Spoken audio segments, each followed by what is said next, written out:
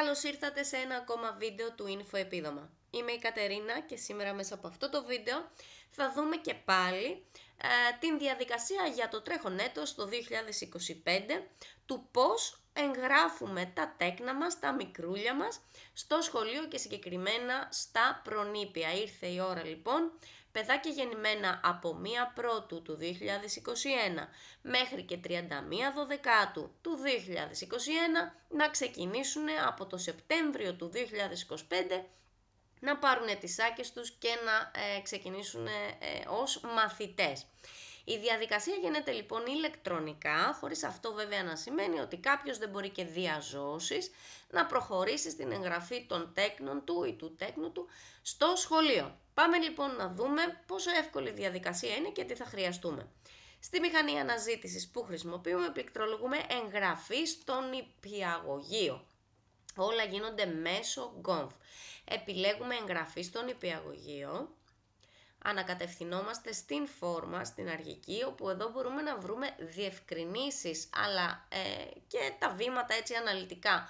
Πάρα πολύ χρήσιμες πληροφορίες και οδηγίες για την όλη διαδικασία της αίτησης, όπως επίσης μας αναφέρει τι θα χρειαστούμε από στοιχεία και αποδεικτικά, προφανώς τους κωδικούς τάξης του ενός εκ των δύο γονέων, αυτού που θέλει να υποβάλει εν πάση περιπτώσει την αίτηση εγγραφής, τον αριθμό του κινητού, κάποια λοιπά στοιχεία και φυσικά το αποδεικτικό διεύθυνσης της κατοικίας του τέκνου, εκεί που ζει με την οικογένειά του, διότι το σχολείο στο οποίο υπάγεται ο μαθητής πάει με βάση τη διεύθυνση.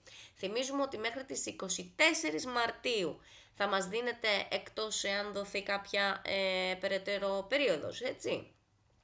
Μέχρι τις 24 Μαρτίου δίνεται η δυνατότητα ηλεκτρονικής αίτησης για την εγγραφή στον νηπιαγωγείο. Έκτοτε, όπως είπαμε, θα ενημερωθούμε από τη διεύθυνση του εκάστοτε σχολείου για το πότε μπορούμε να προχωρήσουμε στην εγγραφή. Αυτό μπορεί να γίνει και αρχές Σεπτεμβρίου. Πατάμε λοιπόν ξεκινήστε εδώ. Επιλέγουμε αρχικά τι θέλουμε να κάνουμε. Υποβολή νέας αίτησης πρόκειται για όσους θέλουν να γράψουν το παιδάκι τους, να υποβάλουν νέα αίτηση πρώτη φορά ή για κάθε τέκνο, μπορεί να μιλάμε και για δίδυμα, όπου έχουν την ίδια ηλικία, οπότε πρέπει να κάνουμε την ίδια διαδικασία για κάθε τέκνο ξεχωριστά. Επιλέγουμε υποβολή νέας αίτησης. Προβολή υπάρχουσας αίτησης, εάν έχουμε ήδη υποβάλει την αίτησή μας, πώς μπορούμε να την ελέγξουμε, και εδώ αυτό αφορά εκπαιδευτικούς. Οπότε πατάμε υποβολή νέας αίτησης και συνέχεια. Εδώ μας ζητάει να καταχωρήσουμε την περιφέρεια, την περιφερειακή ενότητα και τον δήμο κατοικίας μας, ώστε να μπορέσει να προχωρήσει η φόρμα. Ενδεικτικά λοιπόν επιλέγουμε Βορείου Αιγαίου, περιφερειακή ενότητα Λίμνου, δήμος Αγίου Ευστρατείου και πατάμε συνέχεια. Φυσικά αυτό είναι ενδεικτικό, έτσι, ο καθένας θα βάλει τα δικά του στοιχεία και πατάμε συνέχεια. Εδώ λοιπόν θα μας προτείνει τα νηπιαγωγεία τα οποία υπάρχουν στην περιοχή αυτή που εμείς ορίσαμε. Μπορούμε είτε να το πληκτρολογήσουμε στην αναζήτηση, είτε από αυτά που μας προτείνει απλά εμείς να επιλέξουμε ποιο θέλουμε, ποιο είναι αυτό το οποίο μας εξυπηρετεί και στο οποίο υπαγόμαστε. Στην προκειμένη υπάρχει μόνο ένα, οπότε ανάμεσα σε αυτά που θα μας βγάλει βρίσκουμε αυτό που θεωρούμε ότι σε αυτό υπαγόμαστε και πατάμε επιλογή. Αμέσως μετά θα πρέπει να κάνουμε σύνδεση στο σύστημα, όπου θα μας ζητήσει να καταχωρήσουμε τους κωδικούς τάξης μας, αυτού που υποβάλλει την αίτηση, ως επιτοπλίστων είναι ο ένας εκ των δύο γονέων. Σε κάποιες διαφορετικές περιπτώσεις μπορεί να είναι κάποιος ανάδοχος, εν πάση περιπτώσει εκεί θέλει να επισυνάψουμε και τα αντίστοιχα δικαιολογητικά. Τώρα θα δούμε μία απλή αίτηση ενός γονέα. Οπότε είτε η μητέρα είτε ο πατέρας δεν παίζει ρόλο. Μόνη διαφορά σε μονογονεϊκές αιτήσεις, εκεί θα ζητείτε και η ανάθεση επιμέλειας, θα ζητηθεί μια υπεύθυνη δήλωση ότι επιτρέπει ο έτερος γονέας στον πρώτο γονέα να γράψει το παιδάκι στο σχολείο και τα λοιπά, θα τα δούμε λίγο παρακάτω. Πατάμε λοιπόν σύνδεση και μας ζητάει να καταχωρήσουμε, όπως είπαμε, τους κωδικούς τάξης μας. Αμέσως μετά και πάλι πατάμε σύνδεση, αμέσως μετά αποστολή και έχει ξεκινήσει η διαδικασία της αίτησης. Εδώ θα δούμε τα στοιχεία τα δικά μας, εάν έχουμε κάνει είσοδο στο σύστημα με τους δικούς μας κωδικούς τάξης. Φυσικά ελέγχουμε αν είναι σωστά. Εάν δεν είναι σωστά, πατώντας εδώ επάνω, μας παραπέμπει στο τι πρέπει να κάνουμε. Θα πρέπει να διορθώσουμε τα στοιχεία μας μέσω της ΑΔΕ. Ως επιτοπλίστων, εδώ βγαίνουν τα σωστά στοιχεία ωστόσο. Οπότε επιβεβαιώνουμε πατώντας επιβεβαίωση και στο επόμενο βήμα θα πρέπει να συμπληρώσουμε κάποια στοιχεία δικά μας. Τα περισσότερα είναι προσυμπληρωμένα, όνομα πατέρα, μητέρα, την ημερομηνία γέννησής μας θα πρέπει να ελέγξουμε και να συμπληρώσουμε αν δεν είναι συμπληρωμένη.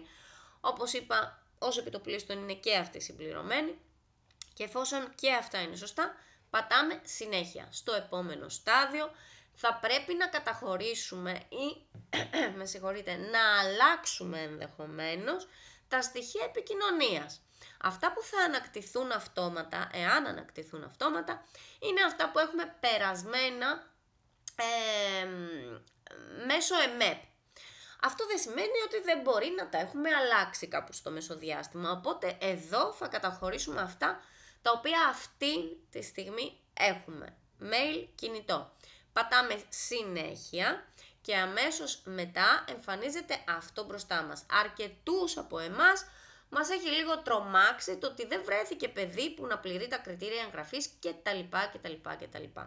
Αυτό συμβαίνει πολύ απλά επειδή δεν έχουμε κάνει την καταχώρηση. Μόλις συμπληρώσουμε τα στοιχεία του τέκνου το οποίο θέλουμε να γράψουμε στο σχολείο, εννοείται η αίτησή μας προχωρά. Όνομα, επίθετο με κεφαλαία πανταγράμματα, συμπληρώνουμε τα πεδία ένα-ένα, επιλέγουμε αν πρόκειται για αγόρι ή κορίτσι, όνομα πατέρα, σε περίπτωση αγνώστου πατρός αφήνουμε απλά το πεδίο κενό, δεν συμπληρώνουμε τίποτα, όνομα μητέρας και την ημερομηνία γέννησης του παιδιού. Στη σχέση κηδαιμονίας, πατώντας το βελάκι θα μας βγάλει διάφορες επιλογές, ανάλογα με το ποιος είναι αυτός που υποβάλλει την αίτηση, κάνουμε και την αντίστοιχη επιλογή και πατάμε συνέχεια. Θυμίζω ότι αν πρόκειται για κάποιον ανάδοχο ή για μονογονεϊκή, θα πρέπει να έχω και χαρτιά επιμέλειας, παραδείγματος χάρη για μια μονογονεϊκή, και την εξουσιοδότηση που αναφέραμε από τον έτερο γονέα για να προχωρήσουμε στην εγγραφή. Ωστόσο, μία απλή αίτηση ενός έγγαμου ζευγαριού προχωράει κανονικά χωρίς να ζητά τίποτα. Πατάμε λοιπόν συνέχεια εφόσον συμπληρώσουμε όλα τα πεδία και εδώ θα πρέπει να ανεβάσουμε το αποδεικτικό κηδαιμονίας. Ακόμα και για τον ίδιο το γονέα θα πρέπει να αποδείξει ότι το τέκνο το οποίο έχει καταχωρήσει είναι δικό του τέκνο. Οπότε πατάμε εδώ σε αυτό το πεδίο το βελάκι αυτό και εμφανίζεται μία λίστα με αποδεικτικά τα οποία μπορούμε να χρησιμοποιήσουμε: πιστοποιητικό γέννησης, ληξιαρχική πράξη γέννησης και γενικότερα δικαστική απόφαση επιμέλειας, ετούντες δικαιούχοι διεθνούς προστασίας κτλ. Είναι έγγραφα τα οποία μπορούμε να χρησιμοποιήσουμε. Τα περισσότερα, όπως το πιστοποιητικό γέννησης, ληξιαρχική πράξη γέννησης, καλά, την επιμέλεια την έχουμε ούτως ή άλλως, δεν είναι κάτι το οποίο μπορούμε να βγάλουμε και ηλεκτρονικά. Αυτά εδώ τα δύο μπορούμε να τα ανακτήσουμε ηλεκτρονικά στις πληροφορίες κάτω από το βίντεο που παρακολουθείτε αυτή τη στιγμή. Θα σας έχω επισυνάψει τα αντίστοιχα βίντεο που δείχνουν πώς μπορούμε να εκδώσουμε πιστοποιητικό γέννησης και ληξιαρχική πράξη γέννησης, όπως επίσης και ένα αποδεικτικό κατοικίας σε περίπτωση που θέλουμε να χρησιμοποιήσουμε κάτι άλλο εκτός από έναν λογαριασμό ΔΕΚΟ. Λοιπόν, εφόσον κάνουμε την επιλογή, ας πούμε ότι θέλουμε πιστοποιητικό γέννησης, το οποίο εννοείται έχουμε κατεβάσει, θα πατήσουμε στο επόμενο πεδίο επιλογή αρχείου και θα έχουμε ήδη στη συσκευή μας αποθηκευμένο το αρχείο αυτό, οπότε θα το ψάξουμε, θα το βρούμε, θα τικάρουμε επάνω και αυτό θα ανέβει μόνο του. Πατάμε συνέχεια Και εδώ θα πρέπει να ορίσουμε την κατοικία. Γράφουμε λοιπόν την κατοικία μας, την οδό, τον αριθμό, τον ταχυδρομικό κώδικα. Παρατήρησα ότι σε κάποιους μάλλον δεν έπαιρνε τον ταχυδρομικό κώδικα. Πρόκειται, με συγχωρείτε, για συστημικό σφάλμα. Προχωρήστε λίγο μπρος πίσω την αίτηση. Κολλάει αρκετά. Κάντε log out, αποσυνδεθείτε και ξανασυνδεθείτε από την αρχή. Θα ξεκολλήσει. Δεν είναι κάτι το οποίο σταματάει τη διαδικασία της αίτησης πάντως, να ξέρετε. Εφόσον λοιπόν συμπληρώσουμε και αυτά εδώ τα πεδία, θα πρέπει να ανεβάσουμε και το αντίστοιχο αποδεικτικό. Αποδεικτικά γύρω από τη διεύθυνση κατοικίας είναι κάποια δέκο, ένας λογαριασμός ρεύματος, τηλεφώνου, ακόμα και νερού αν είναι στο όνομά μας. Ένα μισθωτήριο σε περίπτωση που νοικιάζουμε ή κάποιο άλλο αποδεικτικό το οποίο διαπιστώνεται η διεύθυνση κατοικίας. Μπορεί να είναι μέσω τάξης, μπορεί να εκδώσουμε μία βεβαίωση κατοικίας μέσω τάξης. Επίσης θα σας παραθέσω βίντεο που δείχνει πώς μπορούμε να το κάνουμε και αυτό. Όλα αυτά μέχρι και πέρυσι τουλάχιστον γινόντουσαν δεκτά για την συγκεκριμένη αίτηση. Πάμε λίγο πίσω γιατί μάλλον μου έφυγε μία καρτέλα. Με τον ίδιο τρόπο πατάω επιλογή αρχείου, βρίσκω στα αρχεία της συσκευής μου το αποδεικτικό το οποίο έχω επιλέξει ότι θα χρησιμοποιήσω, το ανεβάζω και πατάω συνέχεια. Αμέσως μετά λοιπόν θα μου ζητήσει η φόρμα αν υπάρχουν αδέλφια στο ίδιο σχολείο που θα γραφτεί το παιδάκι μου. Πολύ προσοχή εδώ. Εάν υπάρχει λοιπόν κάποιο άλλο αδελφάκι στο ίδιο σχολείο, στην ίδια δομή, συμπληρώνω τα στοιχεία αυτά εδώ. Εάν δεν υπάρχει, απλά προσπερνάω αφήνοντάς το κενό και πατάω συνέχεια. Εδώ στην επόμενη φάση θα πρέπει να ορίσουμε συνοδούς. Ο πρώτος συνοδός ορίζεται αυτός που υποβάλλει αυτομάτως την αίτηση. Τα στοιχεία αυτού μπαίνουν στην πρώτη καταχώρηση. Υπάρχουν άλλες δύο καταχωρήσεις όπου μπορούμε πάντα ενήλικες ανθρώπους να καταχωρήσουμε, όνομα, επίθετο και τηλέφωνο, που μπορούν να πηγαίνουν ή μπορούν να παίρνουν το παιδάκι από το σχολείο. Επί της ουσίας αυτό είναι. Ορίζουμε εδώ ποιος μπορεί να παίρνει και να πηγαίνει το παιδάκι στο σχολείο εκτός από εμάς. Προχωρώντας λοιπόν και συμπληρώνοντας αυτά εδώ τα πεδία, πατάμε και πάλι συνέχεια. Βλέπετε ότι μας πηγαίνει βήμα-βήμα, είναι πάρα πολύ εύκολη διαδικασία και στο επόμενο στάδιο θα πρέπει να επιλέξουμε αν θέλουμε, δεν είναι υποχρεωτικό, να πάει το παιδάκι μας ολοήμερο ή όχι. Εάν θέλουμε θα τικάρουμε εννοείται στο αντίστοιχο κουτάκι. Επίσης υπάρχει και τμήμα πρωινής υποδοχής, όπου η προσέλευση είναι λίγο πιο νωρίς από ότι των υπολείπων μαθητών. Στην περίπτωση που δεν θέλουμε να πάει ολοήμερο, απλά πατάμε συνέχεια προσπερνώντας. Για ακόμα μία φορά, εάν θέλουμε να συμπληρώσουμε κάτι ως παρατηρήσεις για να ενημερώσουμε το σχολείο γύρω από το παιδάκι, τι συμπληρώνουμε εδώ.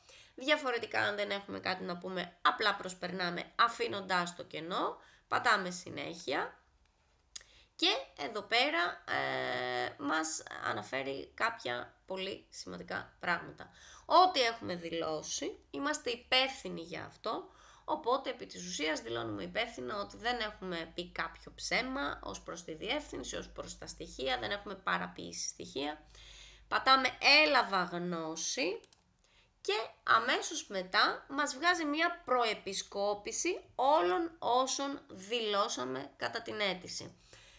Επάνω λοιπόν θα δούμε το mail μας, το τηλέφωνό μας, τους συνοδούς που ορίσαμε, τα στοιχεία επικοινωνίας του σχολείου, τη διεύθυνση του σχολείου, τη διεύθυνση τη δική μας, γενικότερα ό,τι καταχωρήσαμε και ό,τι υπήρχε προσυμπληρωμένο μέσα στην αίτηση, τα ελέγχουμε πάρα πολύ καλά.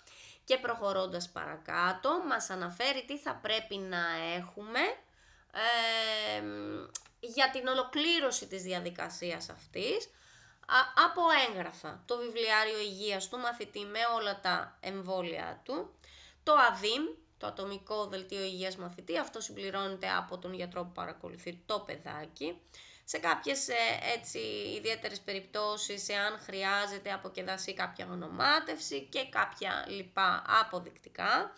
Αυτά ωστόσο δεν είναι ανάγκη να τα